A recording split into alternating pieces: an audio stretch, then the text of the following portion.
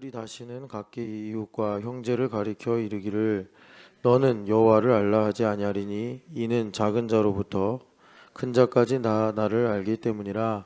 내가 그들의 악행을 사하고 다시는 그 죄를 기억하지 아니하리라. 여호와의 말씀이니라. 아멘. 이 수지가 신앙의 전성기를 보내고 있네. 우리 다른 언니들, 오빠들은 신앙의 전성기가 이제 가을로 접어들어가지고 시들시들해지는데 수지는 아주 파릇파릇하네. 다 이게 부모 때문이죠. 새벽 예배 그렇게 나오기 좋아하던 애들이 다 안 나오고. 우리는 예수님을 믿는데 순종을 하라고 그러면 되게 기분 나빠합니다. 그러니까 하나님과 사귐이 있다고 하면서 어둠에 행하는 거죠. 예수님은 순종으로 태어나셔서 순종으로 죽으신 분인데 우리는 누가 나한테 뭐라 그러면 뭐 이런 거죠. 왜 기도 안 해? 이렇게 물어보면 뭐라 그럴까요? 대부분 다 우리 교회에서 저 기도하는데요? 이렇게 나와요. 참 어이가 없죠. 우리가 그렇게 어이가 없게 살고 있습니다. 어이가 없게.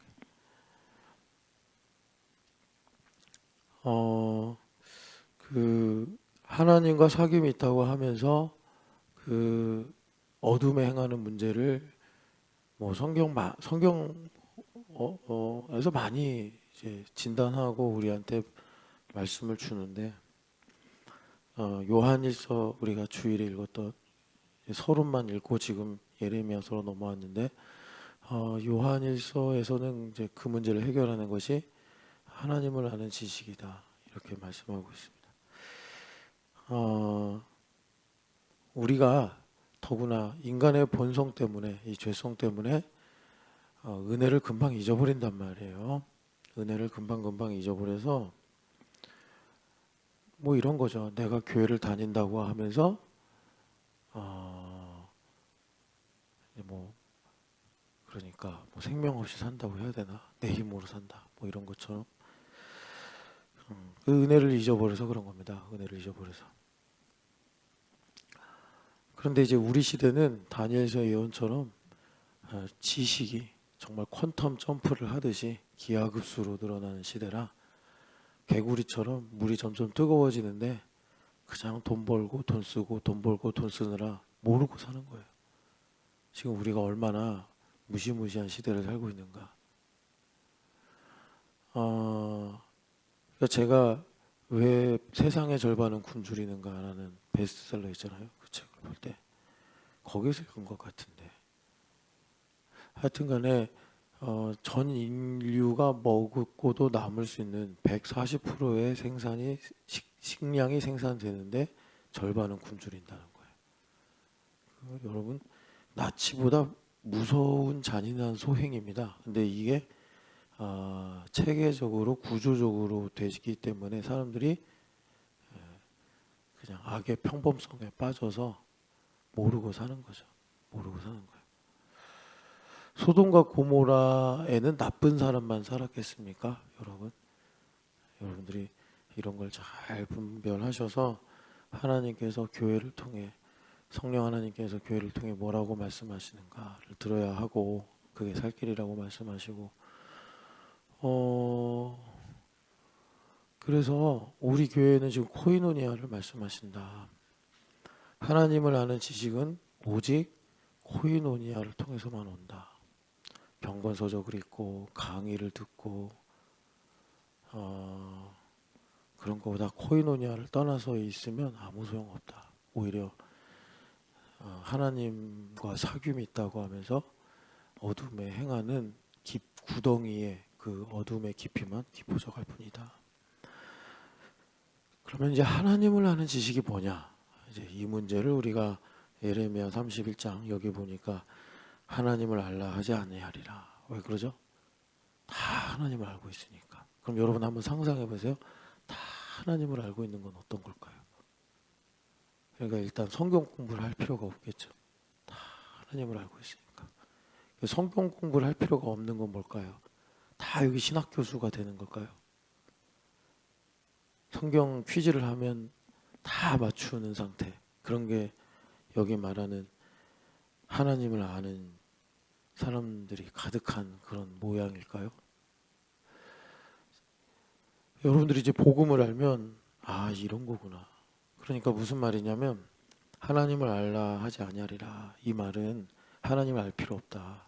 이런 얘기가 아니고 빌립보서 말씀대로 예수님의 마음을 가져서 교회에 배우러 오는 거예요. 나보다 남을 낮게 여겨서 여기 이제 성빈이가 있는데 저 꼬맹이부터 우리 여기 계시는 유선미 어머니까지 다 나의 스승이 되는 거예요. 그래서 내가 배우려는 마음을 가지니까 율법적으로 하나님을 알라 할 필요가 없는 거예요. 내가 배우려는 마음을 갖지 않으니까 율법적으로 하나님을 알라고 가르쳐야 되는 거예요. 책망해야 되는 거예요. 담임 목사가 판단을 해야 되는 거예요.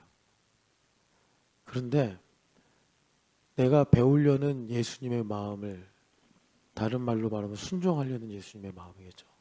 순종하려는 예수님의 마음으로 가득하면 지금 34절의 말씀처럼 형제와 이웃을 가르치면서 하나님을 알라 할 필요가 없다. 가장 좋은 텍스트인 내 안에 살아계신 예수 그리스도와 나의 인생이 있으며 가장 좋은 선생님이신 성령 하나님께서 친히 가르치시니 교회 오는 게 너무 좋죠. 아니 성령 하나님이 가르치시는데 교회 오는 게 제 발로 그냥 오죠. 움직이죠. 그것이 이제 하나님을 아는 지식이 가득한 신약 교회의 비전입니다. 신약 교회 비전. 근데 이제 담임 목사면 제가 가르치는 일에 있어서 제일 권위가 있고 책임이 있는 사람이잖아요. 근데 제가 말을 해도 기도하세요죠. 하는데요?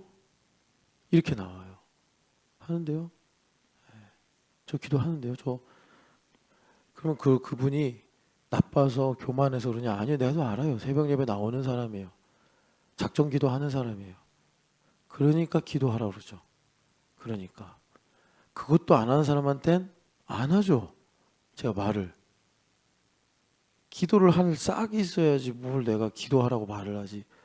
기도하는 싹도 없고, 아니 그래 기도하려는 마음의 씨앗이라도 있어야지. 그래야 저도 비빌 언덕을 보고 기도하셔야죠. 이렇게 얘기하지. 그런 분들한테는 기도하라고 얘기도 안 해요. 여러분. 기도할 만한 사람한테 하라고 그러지. 왜? 기도를 더 해야 되니까. 기도를 더 해야 되니까.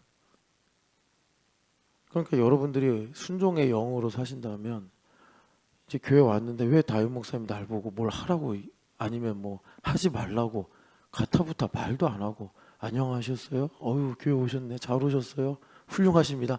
왜 이러고 끝날까? 아니 내가 교회 왔으면 다윗 목사가 기도해 이렇게 얘기를 하든지 아니면 왜 기도 안 해? 이렇게 얘기를 하든지 뭐가 좀 나한테 순종할 기회를 줘야 되는데 아니 다윗 목사님이 너무 나이스하게 안녕하십니까? 아유 오늘 어떻게 교회로 오셨어요? 훌륭하십니다.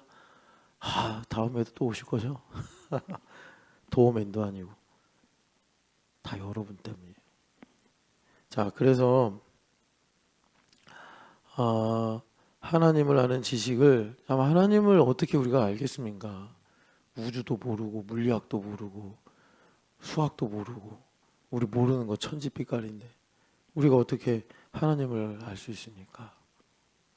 하나님을 아는 것을 그래서 성경에서는 여러 가지로 우리에게 이제 말씀을 하시는데 오늘 예레미야 31장은 포로로 잡혀갔다가 돌아올 남은 자들, 이 남은 자들이 오늘로 말하면 교회.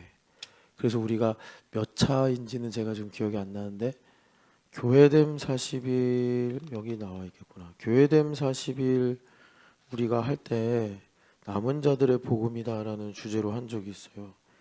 그게 몇 번이더라. 되게 옛날인가 보네. 남은 자들의 복음. 여기 포스터가 있잖아요. 남은 자들 6차네요. 2020년. 2020년에 거룩의 초격차를 얘기했네요. 네, 이 교회다. 그거예요. 교회다. 자, 그래서 지금 예레미야가 그 역사를 배경으로 우리한테 지금 하나님을 아는 지식의 문제를 말씀하잖아요. 그래서 레위기 26장 43절 보면은 이제 거룩으로 주님께서 우리에게 말씀해 주시는데, 거룩. 레위기 26장. 근데 제가 말을 안 하는 건 막 정 떨어져서 얘기 안 하고 그런 거 아니에요. 그분한테 때가 있겠지 하고 얘기 안 하는 거고, 안타까운 건 그거예요. 오늘 여러분들한테 좀 숙제 좀 내줄게요. 새벽 예배를 온라인으로든 오프라인으로든 하던 사람이 안 하고 있는 사람들이 있거든요.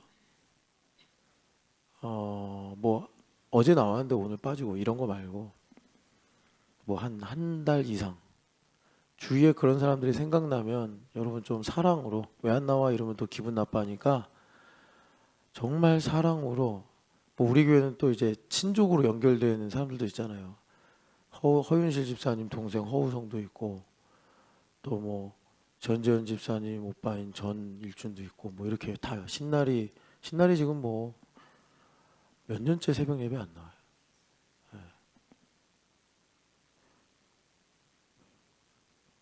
진짜. 근데 제가 말을 뭐 안 하는 거예요. 정말 많이 참고 있는 거예요. 제가 화를 참는 그런 게 아니라 이런 겁니다. 이제 살릴 수 있는 카드가 몇 개 안 남았는데 이 카드를 정확하게 써야지 살릴 거 아니에요. 함부로 남발해서 제가 카드를 다 잃어버리면 살릴 수 있는 기회가 없으니까 제가 이 몇 장 없는 카드 정말 한 번 쓸 때 제대로 살려야지 해서 참는 거예요. 그래서 참는 거예요.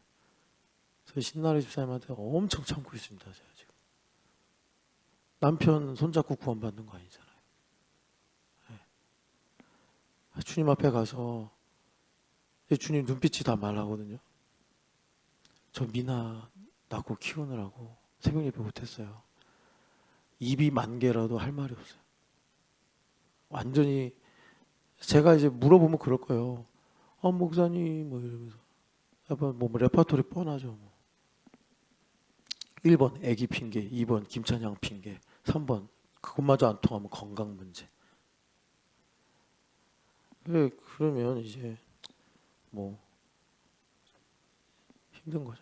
그러니까 여러분, 예수님을 믿는 문제는 우리 인생에서 언제나 죽기 전까지, 죽은 다음엔 좀 모르겠어요. 저 죽어보지 않아서. 죽기 전에는 나이가 어떻든 간에 상황이 어떻든 간에 가장 예수님 믿는 문제는 시급한 문제, 가장 절박한 문제. 여기는 흑암이고 우리는 구원받아야 될 존재이기 때문에. 자, 그래서 26장 43절 읽어보겠습니다. 26장 43절 말씀. 그들이 내 법도를 싫어하며 내 규례를 멸시하였으므로 그 땅을 떠나서 사람이 없을 때에 그 땅은 황폐하여 안식을 누릴 것이요 그들은 자기 죄악의 형벌을 기쁘게 받으리라. 아멘. 하나님을 아는 지식이 뭐냐? 여기 말씀대로 죄악의 형벌을 기쁘게 받더라 이겁니다. 기쁘게 받더라. 근데 이거는 여기 이제 26장 43절의 말씀은 일종의 예언이죠.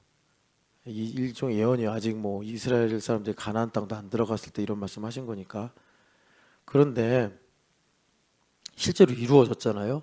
이런 일이 역사 속에서. 그래서 이제 바벨론으로 끌려가는 상황이 생겼는데 하나님께서 사실은 실패하신 게 아니라 그분의 뜻을 로마서를 보면 묵묵히 인간의 반역과 죄와 뭐 또 불순종과 뭐 하여튼 이런 것에도 불구하고 주님께서 그걸 이제 성경에서 오래 참으심이다 이렇게 말씀해요.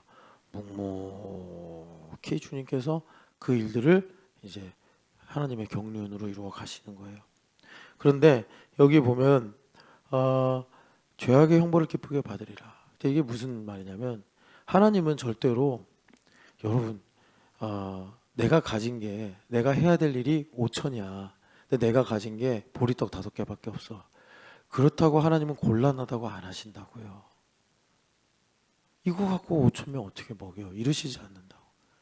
그래서 어제 제가 참 뭐 다 여러분들 이해하시리라 생각하고 실명을 말하면서 주집사님이 자기는 인터넷을 못합니다. 정신 차려라. 정신 차려라. 아니 제가 유현 집사님 딸 알거든요. 예원이 스마트폰도 실제로 가져본 적이 없고 컴퓨터도 해본 적이 없는 애인데 오직 하나 자기가 친구들하고 커뮤니케이션을 하고 싶다라는 갈망 하나로 아버지가 공기계 락을 여러 가지로 잠가놔도 해커도 아닌 애가 그것을 피해 가면서 다루는 법을 배운단 말이에요. 그러니까 여러분 우리가 잘 알고 말을 해야 된다고. 하나님은 사람이 많다고 좋아하시는 분이 아니란 말이에요. 그래서 대제사장의 거룩을 말씀하신 거예요. 대제사장 한 사람이 지금 그 땅에 기근이 온 걸 보고 나 때문이구나 해가지고 하나님 앞에 회개하면 열왕기상 8장의 말씀대로 그 온 민족이만 기근의 문제가 해결된다. 솔로몬이 성전에 봉헌식을 하며 하나님 앞에 간구한 기도의 내용이 그거 아닙니까? 그 한 사람을 하나님께서 거룩의 내용으로 말씀하실 때 대제사장이다 이렇게 하신 거예요. 그래서 하나님은요 많은 수를 원하지 않으세요.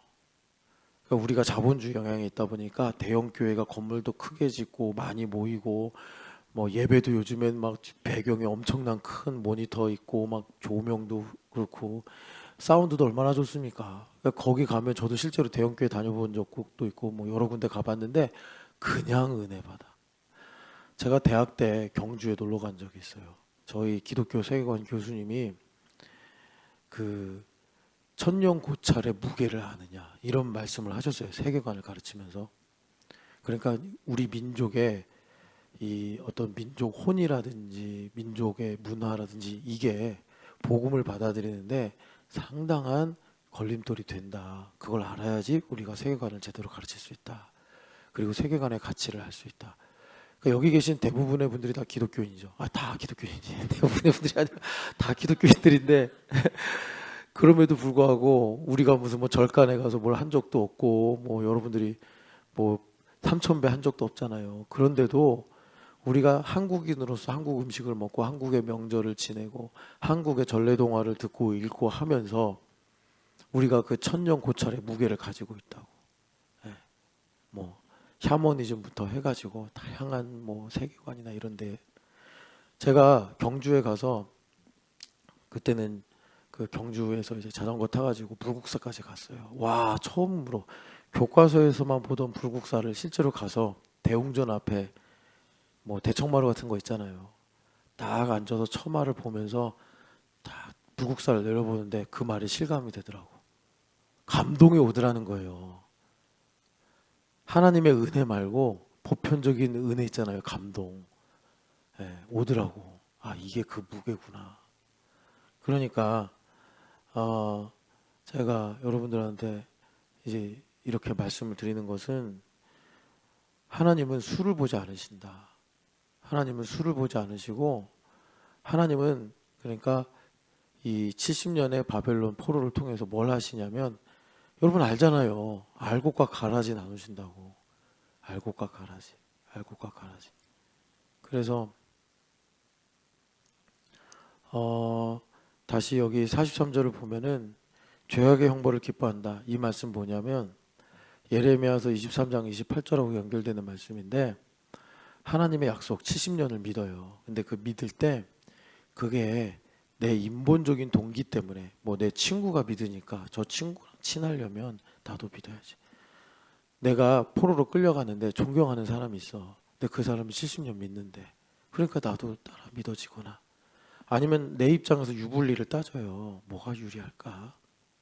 뭐 이제 취업의 문제도 있을 거고 뭐 인간관계 문제도 있을 거고 자신의 어떤 이제 계획도 있을 거예요. 그 유불리를 따지니까 70년이 좋네 해서 70년을 믿게 되는 사람이 있을 거예요. 하나님은 그 모든 접촉점을 사용해서 자신이 택하신 알곡을 건져내십니다. 그러니까 그건 틀린 게 아니에요. 그러면 그렇게 인본적인 의도로 다른 말로 율법적 접촉점으로 하나님의 말씀을 받았어요. 받았어요. 아브라함도 그렇게 해서 하나님 말씀 받은 거예요. 아들들이 뭐 10명, 뭐 대여섯 명이 있으면은 내가 너한테 상속자를 주리라. 하나님 믿겠어요?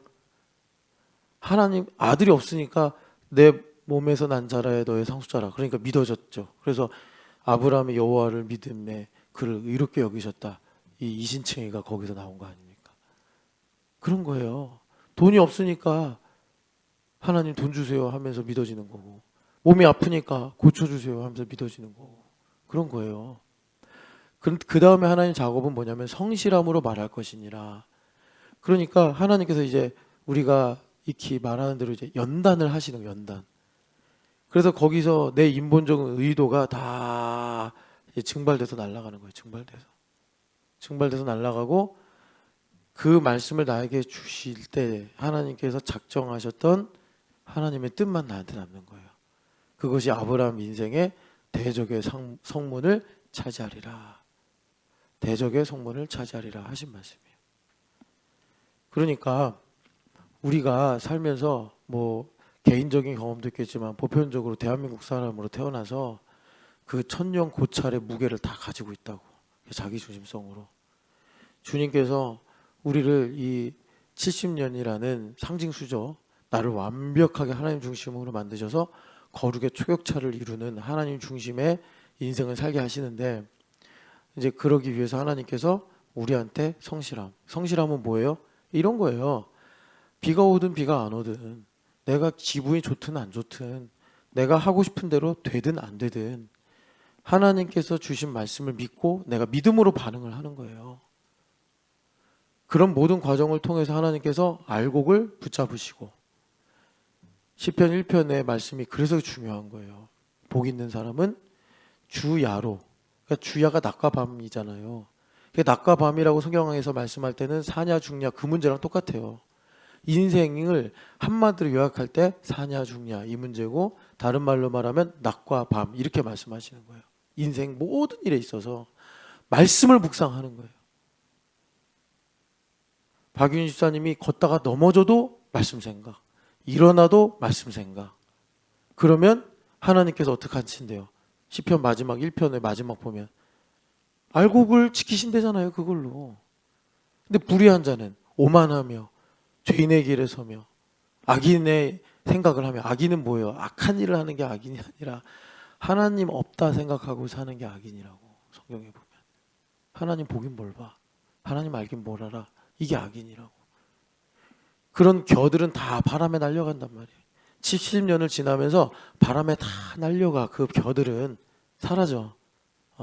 70년 믿는다고 그렇게 뜨겁게 눈물 흘리고 나한테 야 너 70년 믿어야 돼 그랬던 친구인데, 이제 한 35년 지났어요. 나는 그 친구 덕분에 70년 믿고 있어 지금. 예레미야 선지자의 말을 믿고 열심히 예레미야 선지자 말한 대로 농사 짓고 포도원 갖고 와라 해가지고 그 조금만 소작하는 그 땅 받아가지고 열심히 70년, 그래 내가 70년 후에 있을지 없을지 모르지만 내 새끼들은 하나님 땅으로 가겠구나 해가지고 막 열심히 살고 있어. 어느 날 그 친구 만나니까 자기는 안 믿는데 날아갔어. 그냥 겨처럼 먼지가 돼서 날아가 버렸어요. 그게 여러분 그 민수기라고 하잖아요, 넘버스. 근데 이 넘버스라고 이 이름을 붙인 거는 라틴어 성경 번역할 때 그렇게 이름을 바꾼 거예요. 원래 히브리어 제목은 뭐냐면 베미데바르예요. 그러니까 무슨 말이냐면 광야에서, 이거예요. 광야에서 겨우 날려버리시잖아. 하나님께서 다 날려버리시잖아. 그죠? 다양한 상황들에서 어떻게 날리시는지 여러분 다 나오잖아요. 그죠? 그리고 알곡만 딱 가지고 하나님 들어가시는 거예요. 하나님 수에 대해서, 하나님은요, 우리는 수에 매여 있죠. 10개가 많고 1개는 적은 거잖아요. 하나님은 수에 매이지 않으세요. 창조주시기 때문에. 하나가 10개보다 더 많을 수 있어. 하나가 1억 개보다 더 많을 수 있어. 귀할 수 있어요. 하나님 그런 분이에요. 이 이치를 아는 게 약할 때 강함이라, 이 말이에요. 주집사님이 헛소리 한 거죠. 그래서 내가 뭐라고 했죠. 근데 맷집이 들어가지고 뭐라고 하니까 또 뭐라고 하더라고. 그럼 제가 어떡할까요? 안 지죠. 여러분, 제가 성깔이 더러워서가 아니고 아주 그런 사람 아니라니까. 다 하나님 의지하고 하나님 믿고 하는 거예요. 아, 그랬다가 주집사님 교회 나가면 어떡해? 제가 주집사님이 계속 그런 이상한 소리 하면 항상 그러거든요. 호난 숯불갈비 내려가라고. 진짜 내려가면 어떡해? 그러면 월요일날 먹은 떡갈비 못 먹잖아요 이제. 그럼 어떡해? 여러분 형제자매들의 형편을 살피시면서 많이 기도해 주세요.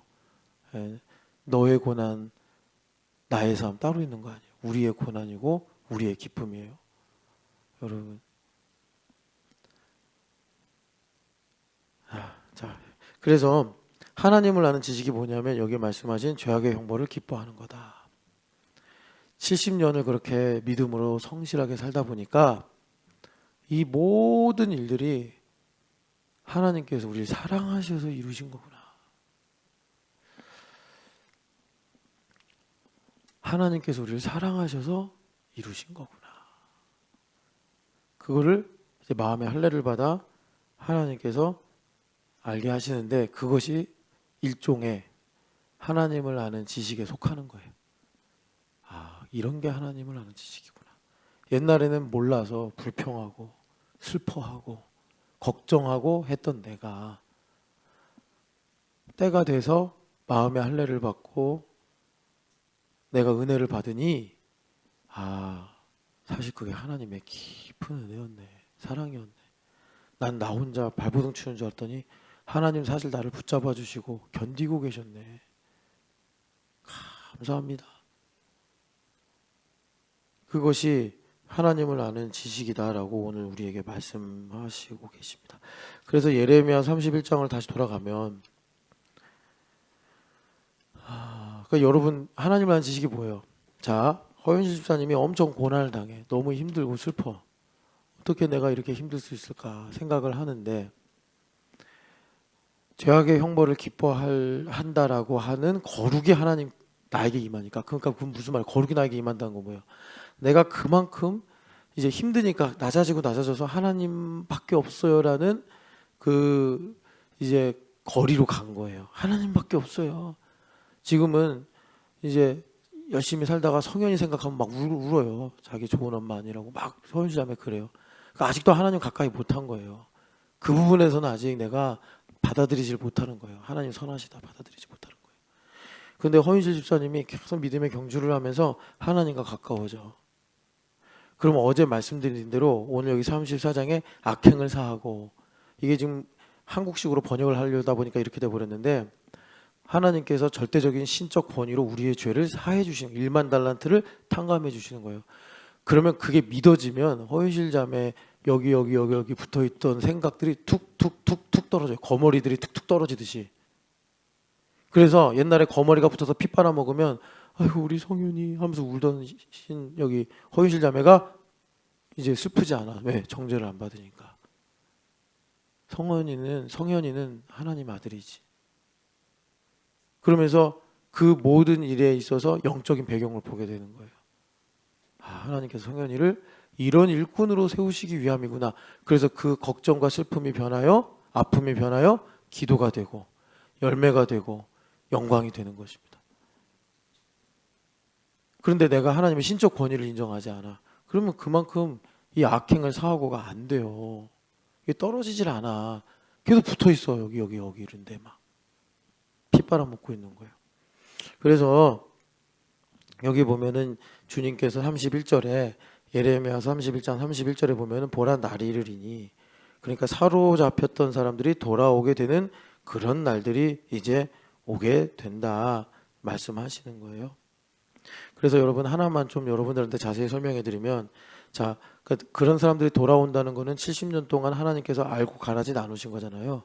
그죠? 그래서 가라지는 다 날아가고 다 바람에 날아가고 이제 알곡만 딱 남는 상태가 되는데 자, 이건 두 가지 측면이 있습니다. 첫 번째는 뭐냐면 우리가 하나님 믿습니다.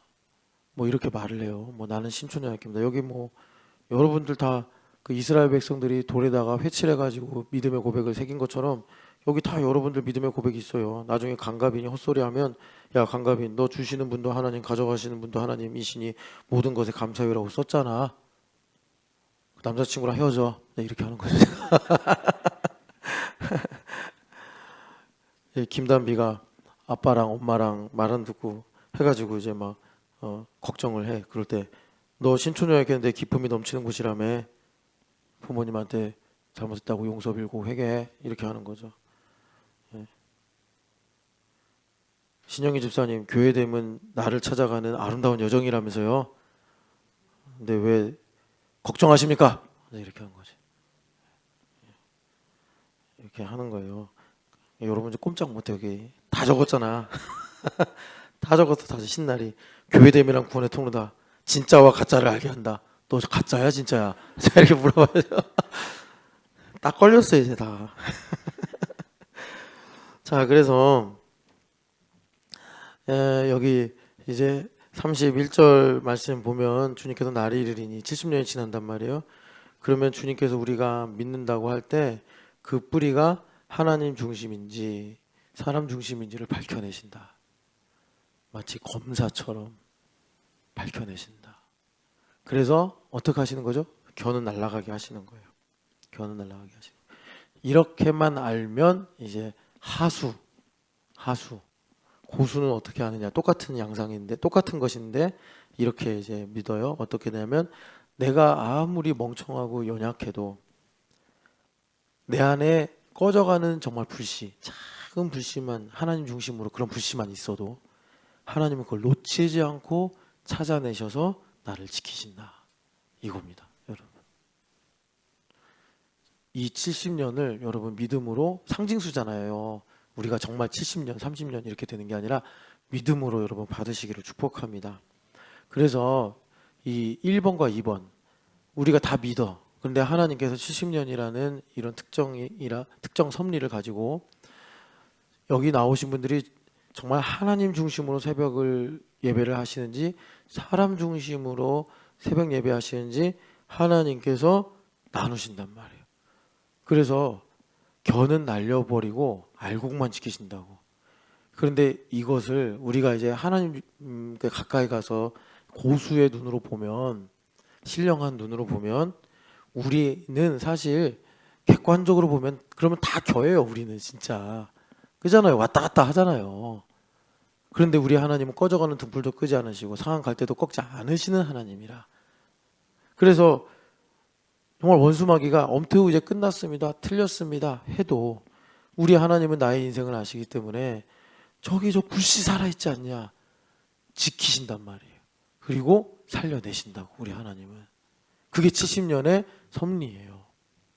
그래서 이 두 가지 양상이 같은 그 실체로 있기 때문에 뭐가 생길까요? 당연히 긴장이 생기죠. 긴장이 생겨요. 그 긴장의 결과로 우리의 피부에 느껴지는 결과는 어떠냐면 하나님의 예정하심이 있죠. 하나님은 계획을 바꾸시거나 취소하지 않으시죠. 반드시 이루신단 말이에요. 하나님의 주권. 우리 장로교도예요.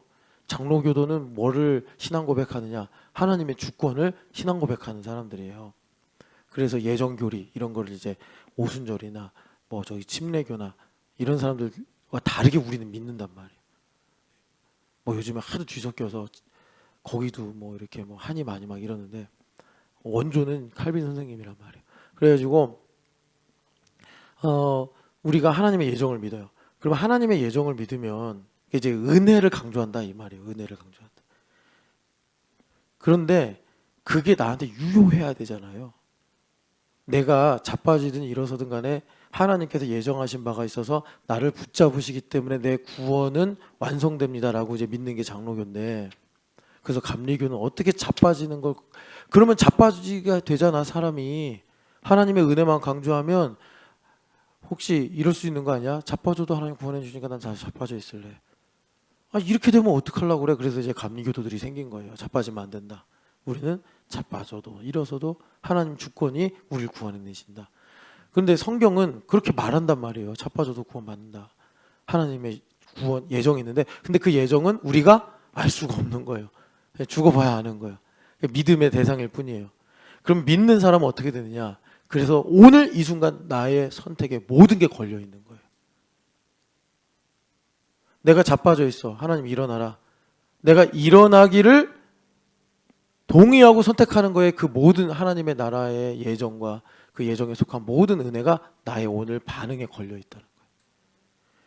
그래서 역설적으로 하나님의 주권을 강조하면 인간의 자유의지가 약화될 것 같은데 아니요. 감리 교도들보다 훨씬 더 급진적으로 자유가 강조돼요.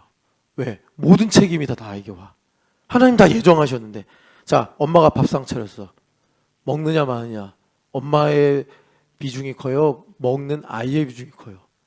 아이가 엄마가 밥 차려준 것을 너무나 감사하면 다 먹어요. 그죠? 자기가 싫어하는 거 편식 안 하고 다 먹는다고 지 하는데 다 걸려있단 말이에요. 하나님 예정하셔서 밥상 다 차리셨다고. 이제 누구 하는 일만 남았어. 내가 숟가락 들고 열심히 먹는 것만 남았어. 근데 이놈의 새끼가 마음이 삐뚤어져가지고 소세지 안 줬다고, 지 좋아하는 반찬 안 줬다고 투정 부리고 있네. 그러면 진수성찬이 그림의 떡이 되는 거예요. 나랑 아무 상관이 없는 거예요. 이게 예정교리의 비밀이에요. 그래서 우리의 오늘 반응과 선택이 모든 걸 결정하는 거예요. 감리교도보다 무서워요. 이렇게 나가면. 급진적이라는 거죠.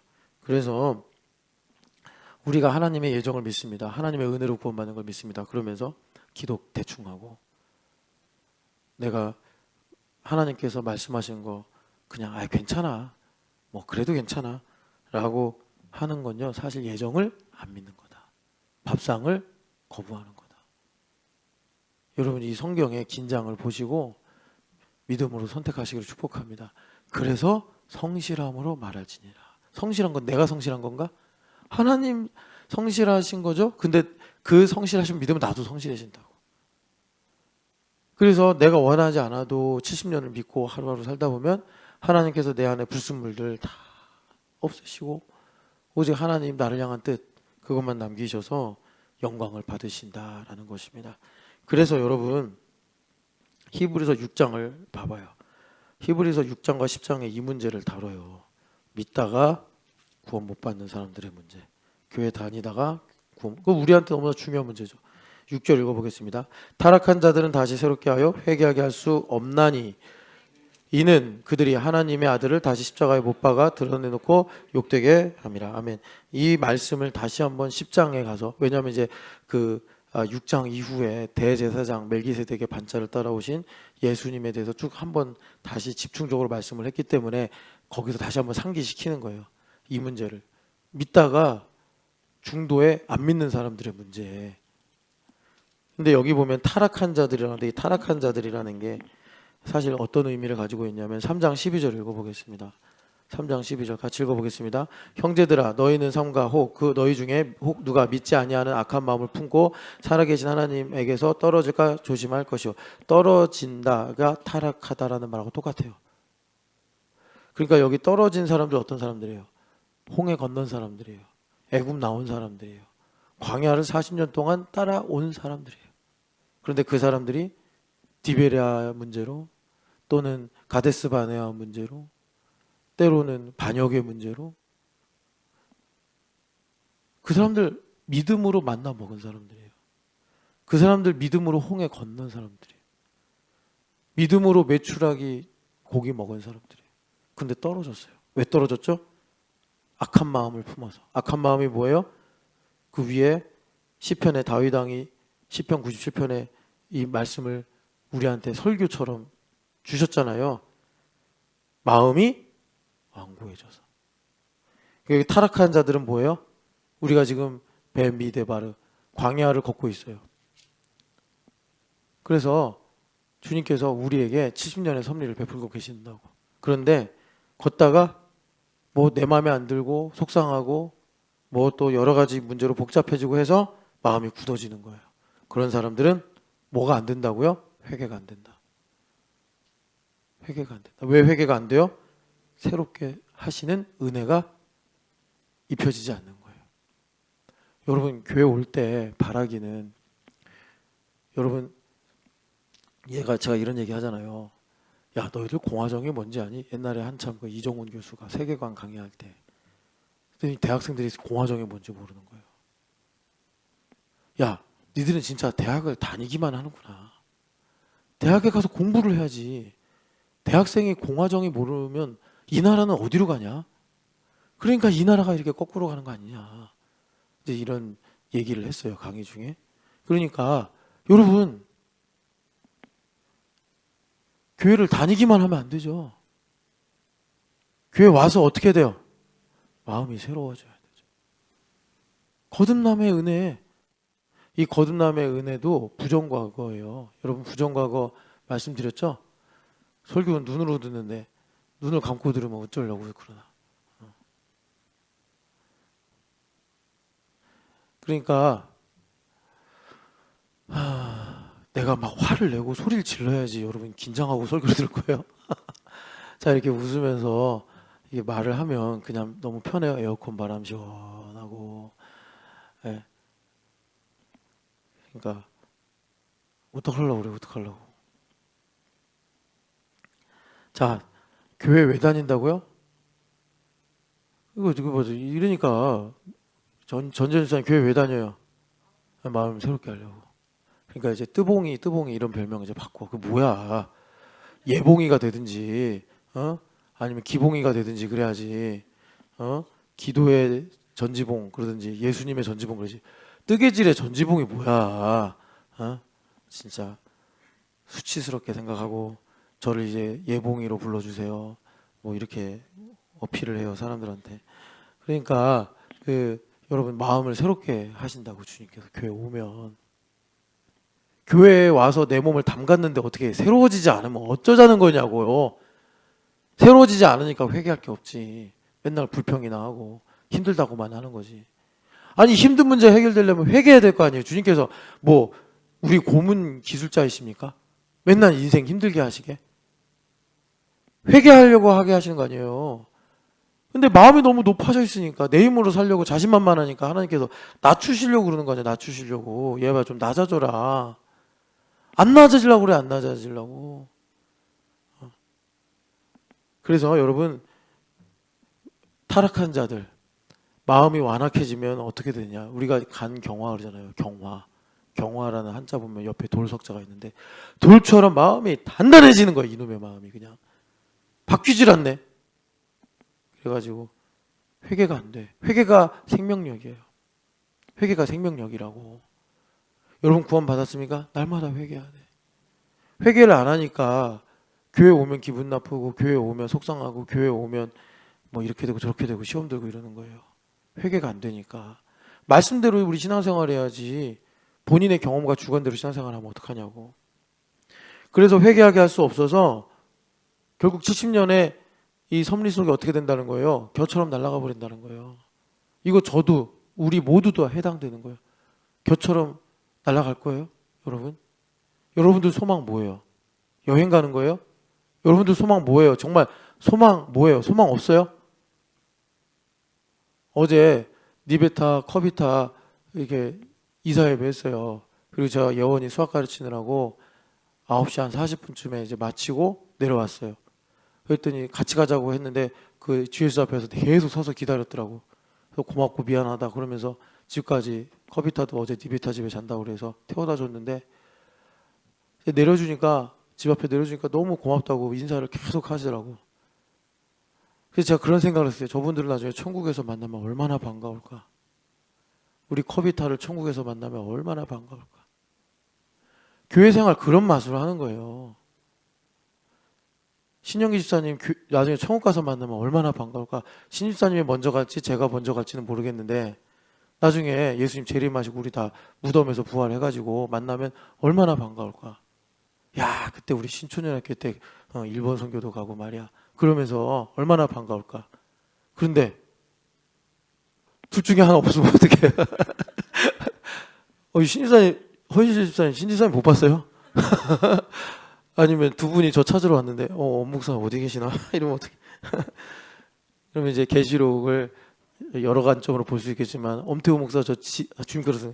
걔는 저기 땅에서 지금 3년 반 7년 대환란 속에 있어. 그럼 어떻게? 우리 옛날에 그거 봤죠? 영화 목사님 만나고 다 휴거된 거. 그렇게 되면 안 된단 말이에요. 여러분 소망을 가지고 오늘도 살아가시기를 축복합니다. 그래서 오늘 이제 또 시간이 다 갔네요. 근데 자, 그래서 여러분 우리의 오늘의 현재는 어떤 날이냐면 하나님의 오래 참으심. 그 오래 참으심을 주님께서 민수기의 제목으로 광야에서 뱀이 데바르. 그래서 우리가 이 70년의 섭리 가운데 있는데 그 가운데 여러분 어떻게 되는 거예요? 우리 마음이 이제 본질이 드러나는 거예요. 근데 여러분 꼭 하나님을 신뢰하시기를 축복합니다. 하나님은 꺼져가는 불씨를 절대 꺼뜨리지 않으시고 그걸 살리셔서 알곡을 지키시는 하나님이시다라는 거예요. 그래서 베드로 후서 3장 읽어보겠습니다. 자, 우리가 70년의 섭리를 가고 하나님을 아는 지식을 얻기 위해서 주님께서 우리한테 70년의 섭리를 주시는 거예요. 자, 그래서 베드로 후서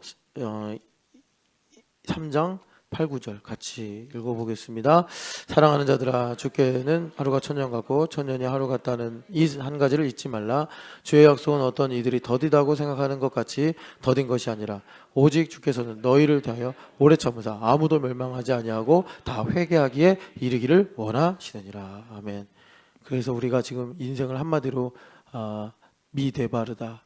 그러니까 뱀이 데바르다. 그래서 우리가 70년의 섭리 가운데 있는데 그걸 하나님의 이 속성으로 말씀하자면 오래 참으시는 중이다. 왜 오래 참으세요? 하나님 게을러서가 아니라 아무도 멸망하지 않게 하시려고.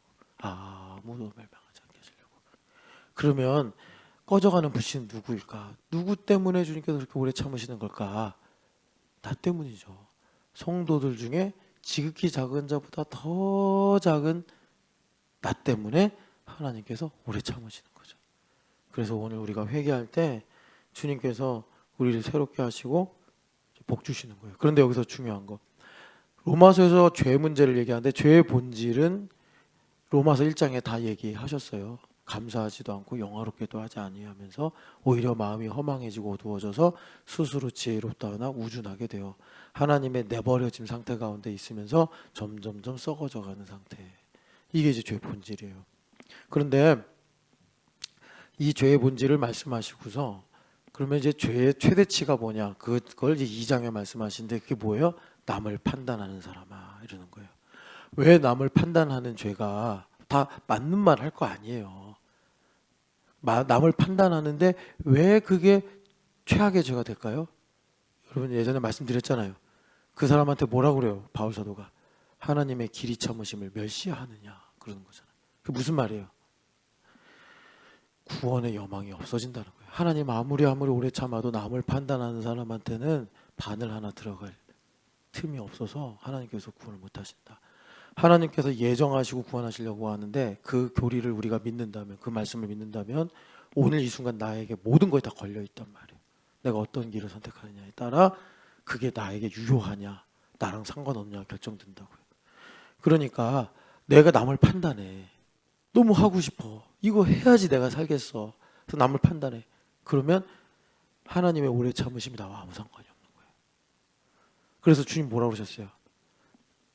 티를 보면 내 들보를 봐라. 그래서 우리로 그 올무의 함정에 빠지지 않고 피해갈 수 있는 길을 만드신 거예요.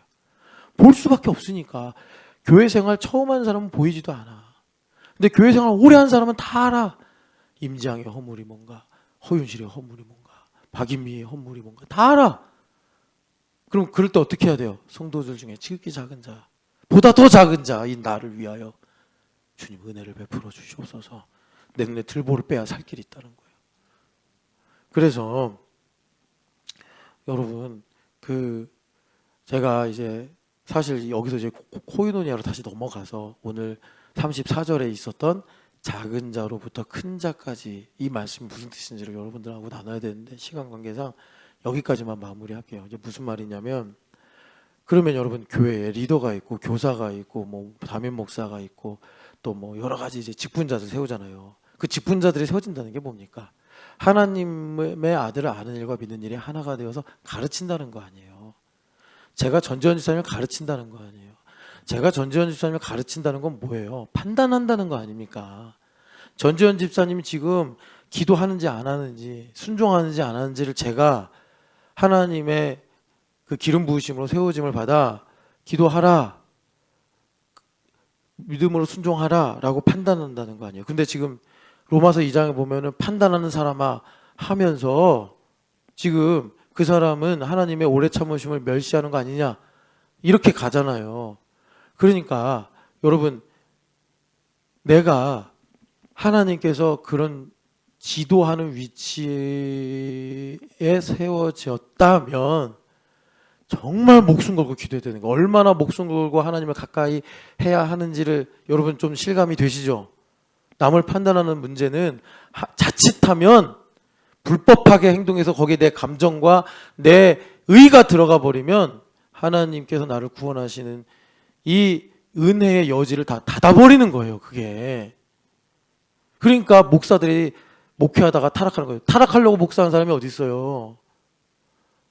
다 하나님 사랑하고 한때 인생을 하나님께 드리고 싶다고 그래서 헌신한 사람들 아닙니까?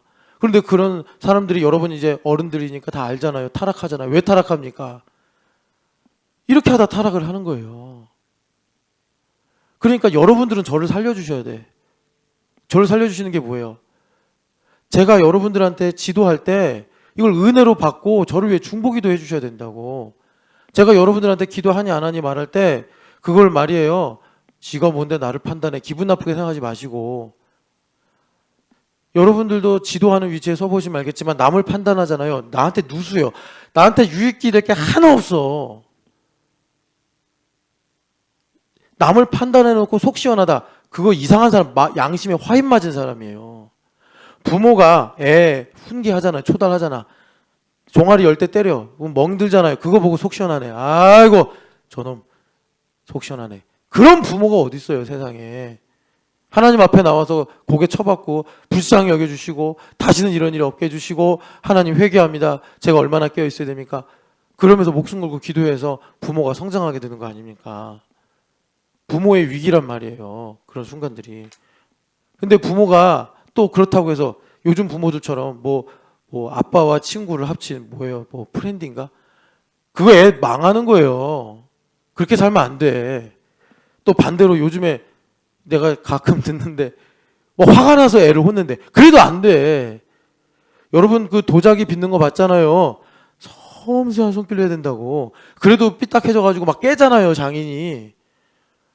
애들 혼내는 건 예술이요, 예술. 타이밍, 강도, 말도요, 또박또박 정확하게 해야 돼요. 야, 너 있잖아, 너 이 자식이 막 이렇게 하면 안 돼요. 너 문제가 뭔지 갑자기 아나운서가 된 것처럼 아버지가 정확하게 말해야 돼. 그러면 이제 머리 크면 대꾸하잖아요. 절대로 눌리지 말고. 그러려면 얼마나 우리가 자기를 성찰해야겠습니까? 하나님 앞에서. 근데 이런 거 피곤하고 힘드니까 안 한다고. 그리고 그냥 여러분 식당 가면 많이 보죠? 애들 밥 먹는데 이렇게 핸드폰 보고 있는 거.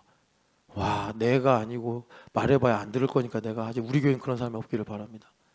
야, 너 핸드폰 봐. 뽀로로 봐. 이러지 마요. 보려면 같이 보든지. 애는 거 보게 하고 자기는 실컷 수다 떨게 하고. 그러니까 여러분, 내가 리더인데 판단을 하지 않아요. 그럼 그 사람은 절반의 신앙입니다. 절반의 신앙이란 건 뭐냐면 하나님의 사랑은 공의와 자비가 두 개가 있어요. 이 두 가지가 성령 하나님의 은혜로 아주 예술처럼, 우리가 이제 오케스트라 공연 보면 한 악기가 계속 연주하는 거 아니잖아요. 지휘자의 지휘를 따라서 자기가 해야 될 때 하고 안 할 때는 가만히 있잖아요. 공의와 자비가 있어야 된다고. 그래야 아름다운 하나님의 통치가 이루어지는 거예요. 리더인데 내가 자비로만 한다, 공의로만 한다. 절반의 신앙이에요. 나를 성찰해야 돼. 두 번째는 뭐냐면 리더가 무슨 말을 하는데 그게 판단이잖아요. 결국에. 근데 그게 은혜로 여겨지지 않는다. 아, 나 아직 어린아이구나. 어린아이니까 어떡하겠어요. 순종해야지. 순종 훈련 배워야지. 아직 순종 훈련도 안 된 거야. 그러니까 장성한 자는 아직 먼 길에 있는 거죠. 여러분, 사실 이 말씀을 가지고 코이노니아로 가서 코이노니아의 기름 부음으로 원래는 큰 자로부터 흘러내려와야 돼요. 그죠? 그래서 작은 자로 가야 되는데 아까 34장의 말씀은 반대로 작은 자로부터 큰 자로 흘러가네. 여러분 이거 누가 하신 말씀이에요? 예수님 하신 말씀이에요. 너희들 중에 큰 자가 되려느냐? 크려면 작아져라. 그래서 우리 중에 제일 작은 사람이 누구예요? 예수님이에요. 여러분 이걸 못 보시면 여러분 우리 맹인입니다. 회개하고 눈 고쳐달라고 그래야 돼. 우리 교회에서 제일 낮은 자리에 계신 분은 예수님이에요. 그럼 우리 어떻게 가야 돼? 낮은 자리 가야 돼. 쓰레기 봉지 버리는 거. 음식물 쓰레기 줄줄 셀 때 그거 내 손으로 집어서 저기다가 버리고 그 냄새나는 음식물 찌꺼기 걸레로 닦고 그것만 작은 자다 이런 건 아닌데 그 작은 자리로 가야 돼. 여러분 그것으로 하나님을 아는 지식을 충만하게 누리시기를 축복합니다. 사랑하는 하나님 아버지, 우리 신촌연합교회가 기름 부음의 공동체가 돼서 하나님 빛 가운데 행하는 저희들 되게 하여 주시옵소서. 하나님을 아는 지식이 충만하여서 하나님 어떤 사정으로 잠깐 들렸다 가든 나그네 같은 성도가 있더라도 하나님을 아는 지식을 충만하게 맛보고 돌아가는 공동체가 되게 하여 주시옵소서. 하나님 아버지 또한 가지가 되어 줄기에 붙어있는 우리 신촌연합교회 모든 형제자매들은 틀림없이 하나님을 아는 지식으로 하나님 70년 후에 주님이 주시는 희년의 기쁨을 누리게 하여 주시옵소서. 부활하신 예수님의 이름으로 기도합니다. 아멘.